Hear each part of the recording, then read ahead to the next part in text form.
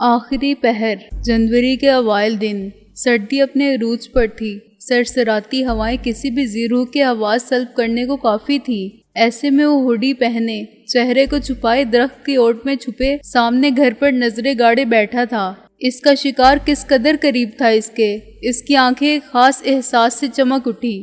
شاخوں سے لٹکتا وہ کمرے سے منسلک بالکنی میں داخل ہوا۔ بالکنی کا دروازہ اس نے دھیرے سے واہ کرنا چاہا۔ جب دروازہ کھل گیا، اس کے چہرے پر شیطانی مسکراہٹ گہری ہو گئی۔ میاں مور انسونتے، میری معصوم محبت، وہ بڑبڑایا۔ کمرے میں داخل ہوتے ہی اس کی نظر بیڈ پر لیٹے اس مجسمے پر گئی جس نے اسے دن رات بے چین کیے رکھا تھا۔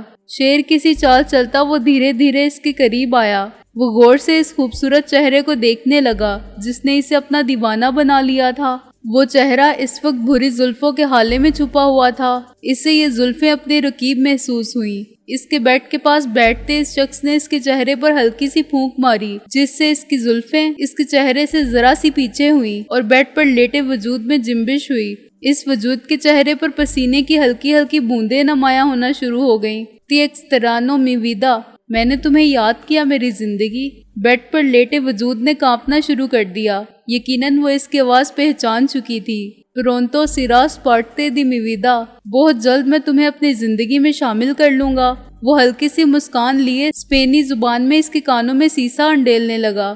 بیڈ پر لیٹے وجود کی آنکھوں سے گرم سیال بہنا شروع ہو گیا۔ جسم جھٹکے کھانے لگا۔ وہ کانپنے لگی مگر آنکھیں ہنوز بند رہیں۔ شاید وہ وجود اس کو ایک برا خواب سمجھ رہا تھا، مگر اب کی بار یہ خواب نہیں، حقیقت تھی۔ ایک تلخ حقیقت جو بہت جلد اس کی زندگی کو دوبارہ ویران کرنے والی تھی۔ ایک نظر اس کانپتے وجود پر ڈال کر وہ جیسی چال سے اندر آیا تھا ویسے ہی باہر چل دیا۔ وہ پرسکون ہو چکا تھا، جبکہ پیچھے لیٹا وجود ایک بار پھر خاموشی سے آنسو بہائے اپنے اوپر بیتنے والی قیامت کا سوگ منا رہا تھا۔ فجر کا وقت، آسمان پر ہلکا اندھیرا چھایا ہوا تھا۔ دور کہیں ابھی بھی فجر کی اذانیں ہو رہی تھی۔ سفید شلوار قمیض زیب تن کیے، سر پر ٹوپی لیے، 6 فٹ اور 4 انچ کا قد، ہلکا گندمی رنگ اور چہرے پر بڑی شیو، وہ رکوع میں تھا، آنکھیں بند، آس پاس سے بے خبر۔ اس کا پورا وجود خدا کی عبادت میں مصروف تھا۔ سلام پھیرتے ہی بنا دعا مانگے اس نے جائے نماز اپنی جگہ پر رکھ دی۔ اب وہ ڈریسنگ کے سامنے آ کھڑا ہوا۔ کالی سیاہ آنکھیں اوپر اٹھی۔ غور سے خود کو آئینے میں دیکھنے کے بعد ایک پراسرار سی مسکراہٹ اس کے چہرے پر آ گئی۔ کالی سرد آنکھیں عجیب سی چمک لیے ہوئے تھی۔ اپنا ٹریک سوٹ اٹھائے وہ واش روم کی جانب چل دیا۔ کانوں میں ہینڈ فری سیٹ کیے، اسے موبائل سے کنیکٹ کیے وہ پارک کی طرف نکل گیا۔ پارک میں آتے ہی اس نے دوڑنا شروع کر دیا۔ اس کی ہینڈ فری کا والیوم اتنا اونچا تھا کہ آس پاس موجود لوگوں کو اس سے الجھن ہونے لگی۔ سپاٹ چہرہ لیے وہ سب سے بے خبر ٹریک پر دوڑ رہا تھا۔ اس کے بائیں کان کے پیچھے سے لے کر گردن کی سائڈ تک ایک بہت بڑا ٹیٹو بنا ہوا تھا، وائلڈ لائف، یہ لفظ اس ٹیٹو میں لکھا ہوا تھا۔ عجیب سا ٹیٹو مگر پرکشش۔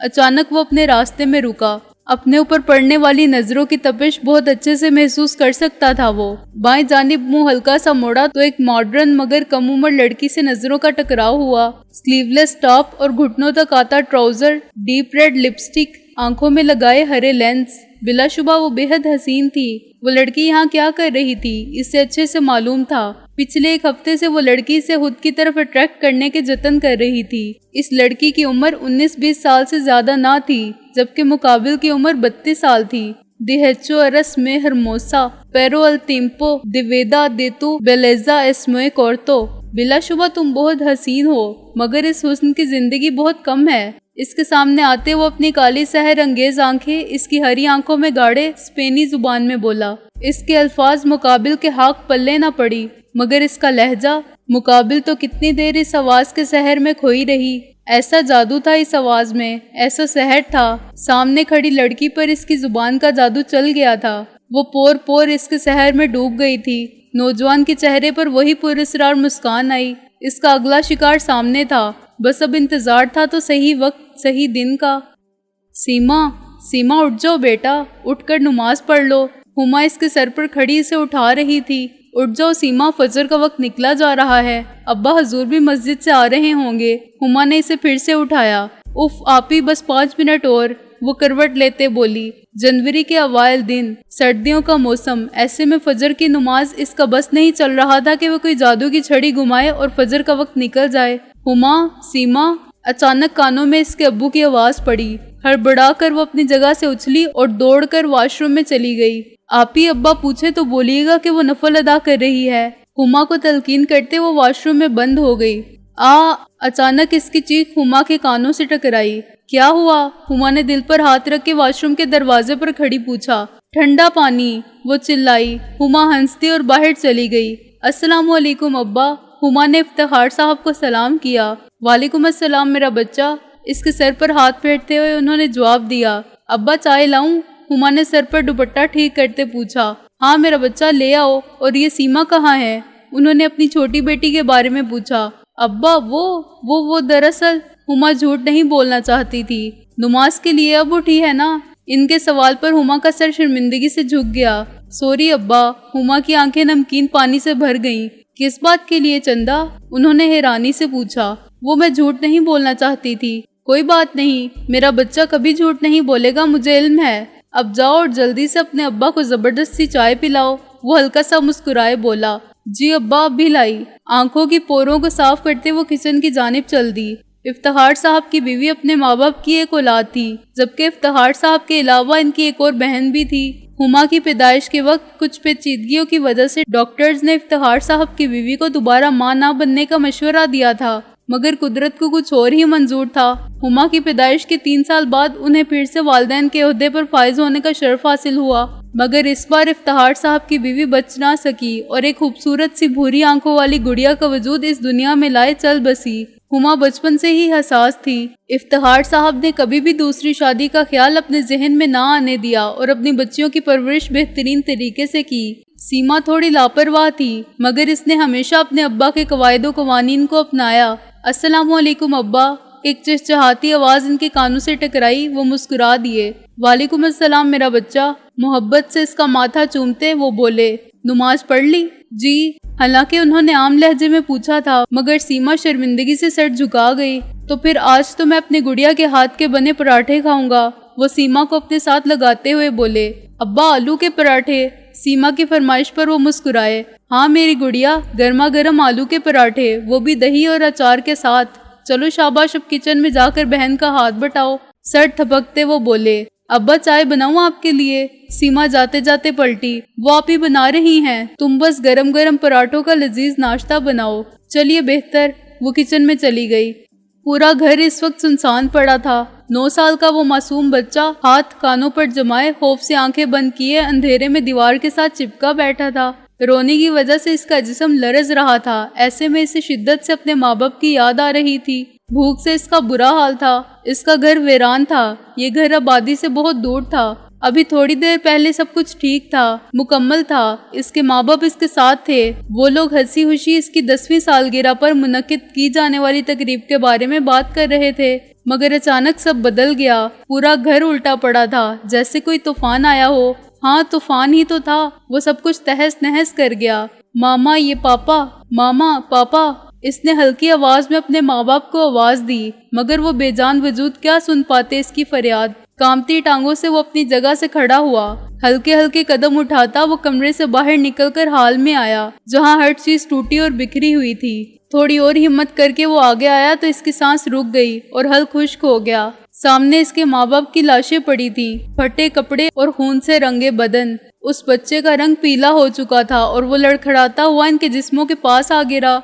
جاگنگ سے واپس آ کر وہ ناشتہ بنانے کی غرض سے کچن میں گیا اور 2 منٹ بعد ہی وہ ایک ٹرے اٹھائے لاؤنج میں آ گیا۔ ڈائننگ ٹیبل پر ناشتہ سیٹ کیے وہ اپنی کرسی کھسکا کر بیٹھ گیا۔ ایک گلاس جو لال مشروب سے بھرا تھا اور پلیٹ پہ موجود سلیقے سے کٹے کچے گوشت کے ٹکڑے۔ وہ اکیلا ناشتہ کرنے میں مصروف تھا۔ گوشت کے ٹکڑے منہ میں ڈالے وہ ساتھ ساتھ ہی لال مشروب والا گلاس بھی منہ کو لگا لیتا۔ وہ ناشتے سے فارغ ہوا تھا کہ اس کا موبائل بجا۔ نمبر دیکھا تو مینیجر کا تھا۔ کسی کو بھی اسے فضول میں کال کرنے کی اجازت نہ تھی، ضرور کوئی اہم کام تھا۔ کال اٹھائے اس نے موبائل کان سے لگایا۔ السلام علیکم سر۔ مینیجر کی آواز کانوں سے ٹکرائی۔ بولو، اس نے سوال کیا اور سلام کا جواب دینا ضروری نہ سمجھا۔ سر وہ آپ سے ملنے کوئی مسٹر البرٹو آئے ہیں، وہ کہہ رہے ہیں کہ وہ اسپین سے ہے اور آپ کو اچھے سے جانتے ہیں۔ مینیجر کی ڈری ڈری سی آواز اسے سنائی دی۔ ایک پراسرار مسکراہٹ ہونٹوں پر دوبارہ در آئی۔ یہی تو چاہتا تھا وہ، خوف، لوگوں کا اس سے ڈرنا، اسے مزہ دیتا تھا یہ سب۔ اب وہ کھڑکی کے باہر کھڑا باہر دیکھ رہا تھا جب نظر اسی پارک والی لڑکی پر پڑی۔ اس کی مسکراہٹ مزید گہری ہو گئی۔ اس لڑکی کی آنکھوں میں موجود حسرت وہ دیکھ سکتا تھا جن نظروں سے وہ اس کی عالیشان محل نما گھر کو دیکھ رہی تھی۔ بس کا دور دے اورو، لالچی عورت، وہ بڑبڑایا۔ سر، مینیجر کی آواز پھر کانوں سے ٹکرائی۔ اسے اگلے ہفتے کی میٹنگ کا ٹائم دے دو۔ مینیجر کو حکم دیتے اس نے کال بند کر دی اور اب سیدھا کنٹرول روم کی طرف بڑھا۔ جب شکار خود شکاری کے پاس آنے کو تیار تھا تو شکاری کو انکار کیسا؟ اس نے سب سے پہلے فوٹیج کو غور سے دیکھا اور پھر کچھ رد و بدل کے بعد فوٹیج چینج کر دی۔ پرسکون سا کرسی کی پشت سے ٹیک لگائے وہ اب سیٹی کی دھن بجانے میں مصروف تھا۔ اس کا شکار اس تک خود چل کے آئے گا وہ جانتا تھا۔ حیا اپنے ماں باپ کی چہیتی اولاد تھی۔ اس کے ماں باپ کا شمار شہر کے رئیسوں میں ہوتا تھا۔ ان لوگوں کو پیسے کی بھوک تھی جو کبھی کم نہ ہوتی تھی اور یہی حال ان کی اولاد کا بھی تھا۔ ان کے 3 بچے تھے، 2 بیٹیاں اور 1 بیٹا۔ بڑی بیٹی نے اپنی عمر سے 2 گنے انسان کے ساتھ پیسوں کے لیے شادی کی تھی، مگر سچ تو یہ تھا کہ وہ اپنے شوہر کا کاروبار مزید چمکانے کے لیے دوسرے مردوں کی راتیں روشن کیا کرتی تھی۔ بیٹے نے خفیہ طور پر 5-6 شادیاں رچائی ہوئی تھی اور جب دل چاہتا جس کی طلب ہوتی اس کے پاس جا کر اپنا دل بہلاتا۔ اب تھی حیا جو سب سے چھوٹی اور خوبصورت تھی۔ اس کے ماں باپ یوں ہی ہر پارٹی میں اسے سب سے متعارف کروا کر لوگوں سے اس کے حسن کو کیش کرواتے۔ حیا ہر پارٹی میں اپنے ڈیڈی کے دوستوں کو ڈانس کی آفر کرنا نہ بھولتی اور یوں ہی ڈانس کرتے ہوئے وہ ان سے اس قدر نزدیکیاں بڑھا لیتی کہ سامنے والا اس کی خوبصورتی کا اسیر ہو جاتا۔ حیا بھی اپنی بہن کے نقش قدم پر چلتی۔ اگر ایک دن پارک میں اس کی نظریں ان سحر انگیز آنکھوں سے نہ ٹکراتی، وہ اسیر ہو گئی تھی ان آنکھوں کی، اور اب بس کچھ بھی کر کے اسے اس شخص کو حاصل کرنا تھا۔ یہ بات اس نے اپنے ماں باپ کو بھی بتائی تھی جو خوشی سے پھولے نہ سما رہے تھے۔ بھلا انہیں اور کیا چاہیے تھا؟ یک ٹک سیٹ کی پشت سے ٹیک لگائے وہ دھن بجانے میں مصروف تھا جب اس کے کانوں سے گھنٹی کی آواز ٹکرائی۔ وہی پراسرار مسکراہٹ چہرے پر در آئی۔ وہ اٹھا اور دروازے کی طرف بڑھا۔ اس نے دروازہ کھولا تو سامنے حیا کو پایا۔ وہ دراصل حیا کچھ بول نہ پائی۔ اس کے ہونٹوں پر انگلی رکھتا وہ اسے چپ کروا گیا اور سائیڈ کو ہوتے اسے اندر آنے دیا۔ حیا اندر آئی تو اس چمکتے محل کو دیکھ کر اس کی آنکھیں بھی چمک اٹھی جب اسے پیچھے سے باہوں میں لے لیا گیا۔ You like it? اس کے بال ایک سائیڈ کو کرتے ہونٹوں سے اس کے کان کو ہلکے سے چھوتے اس نے پوچھا۔ حیا کے جسم میں کرنٹ سا دوڑ گیا، ایسا پہلے کبھی اسے محسوس نہ ہوا تھا۔ یس ویری مچ، وہ ارد گرد کا جائزہ لیتے بولی۔ You want a round? پھر سے سرگوشی نما آواز میں پوچھا گیا۔ حیا کے چہرے پر ایک مکار سی مسکراہٹ آ گئی۔ یا شور، وائی ناٹ؟ وہ کندھے اچکائے بولی جب سامنے کھڑے وجود نے بڑی چالاکی سے اس کی انگلی کو زخمی کر دیا۔ آہ! حیا ہلکا سا چیخی۔